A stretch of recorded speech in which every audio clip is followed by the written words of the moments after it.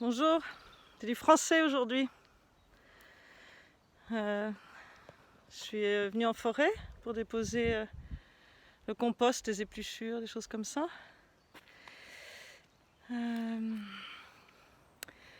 C'est une époque où on a tous beaucoup de choses à dire, ou alors on a beaucoup de confusion, ou bien on est plutôt en train d'en profiter, ça dépend.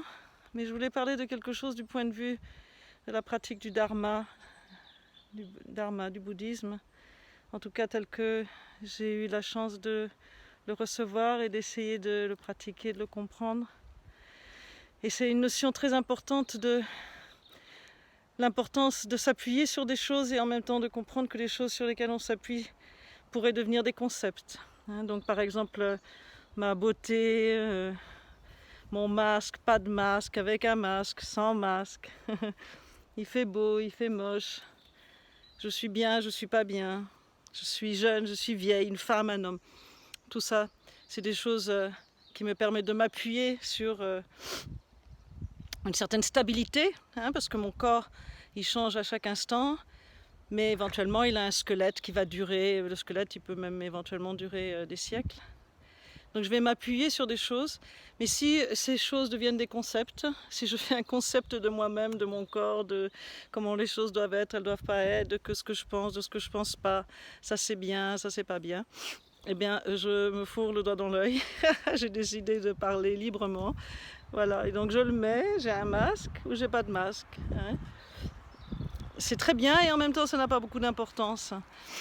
Qu'est-ce que je veux dire par là? Je veux dire qu'en même temps, je vais prendre les appuis, je vais faire attention à la terre, je vais faire attention à mon corps, je vais faire attention à comment est-ce que je pourrais exprimer ça?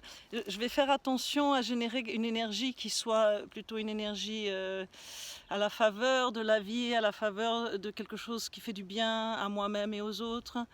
Et bien sûr, je vais le faire comme je peux, de mon mieux, comme je le comprends. Donc générer du mérite, on veut dire une énergie.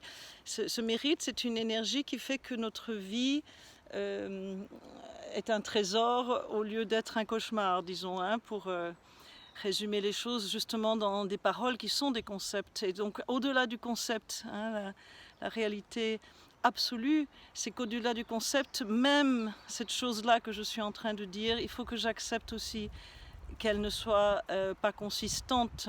Il faut qu'à un moment donné, je puisse aussi prendre appui sur le ciel.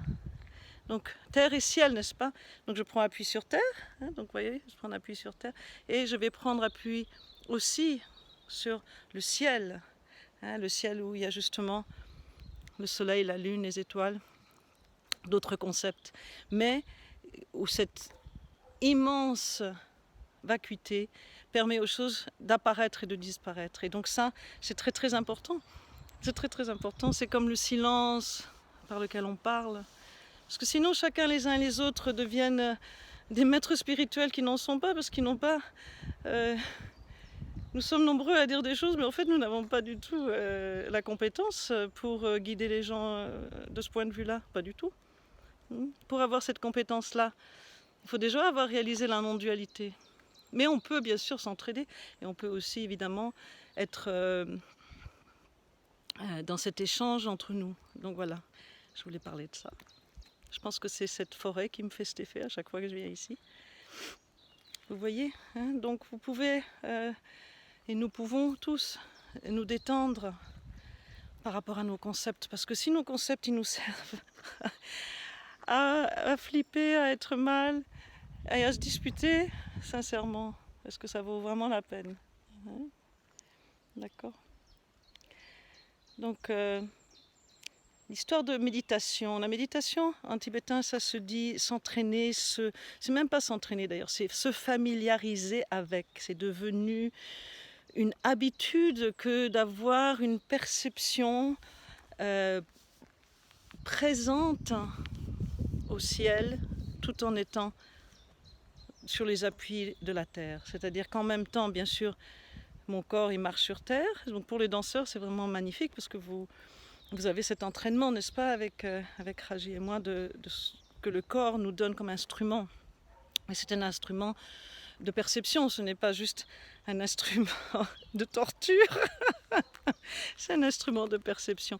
C'est pas une propriété, on ne possédera jamais rien. On peut toujours essayer, n'aime pas posséder une émotion, on ne peut pas posséder une idée, on ne peut pas posséder une terre, on ne peut pas posséder une maison, on ne peut pas posséder quelqu'un, on ne peut pas posséder ses enfants, on ne se possède même pas soi-même.